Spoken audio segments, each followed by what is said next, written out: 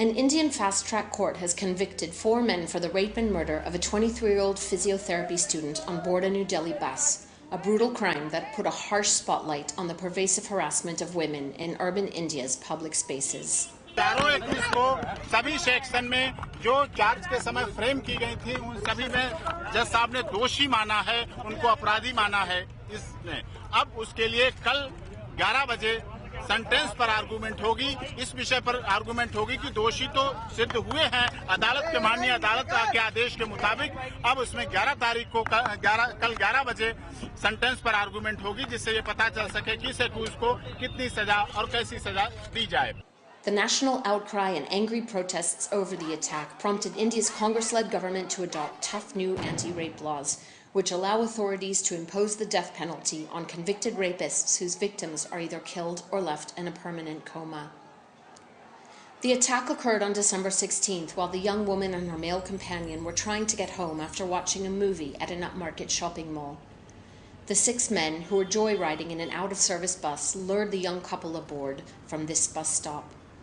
As the bus was driven around the city, the men repeatedly raped the girl and brutalized her with an iron rod before throwing them off on the side of the road and leaving them for dead.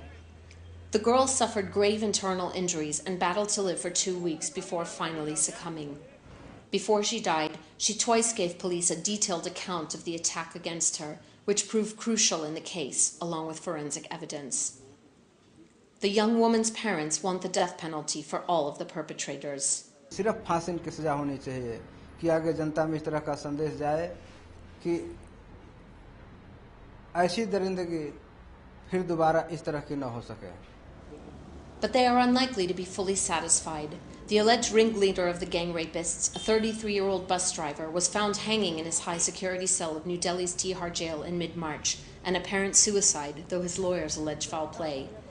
A 6th suspect was found to have been a few months shy of his 18th birthday at the time of the crime and was tried under India's juvenile laws. He was convicted on August 31st and sentenced to 3 years in a juvenile reformatory home, the maximum sentence allowed. The victim's parents have been highly critical of the decision to try him as a juvenile. लेकिन हमें court से इंसाफ नहीं मिला।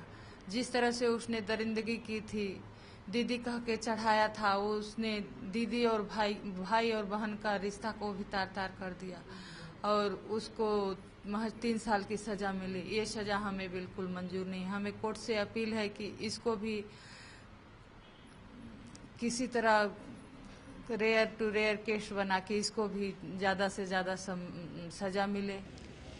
The brutal attack has galvanized India, with everyone from students to Bollywood stars queuing up to say how the country needs to change its attitude towards women. First time, people are not blaming girl for a change, because every time it was like girl who was blamed for everything. This time, people are reacting to the mentality. I think it sort of shook me up personally, and a lot of people that I know who would not even look at rape as an issue, so I think that awareness has happened. Perceptions are changing very, very slowly. This case has been a watershed, breaking the silence around the pervasive violence against women in so many Indian cities. Delhi police say more and more women are coming forward to report rapes and other crimes against them. But it is only the first step in a long battle for women's safety in India. Amy Kazmin, Financial Times.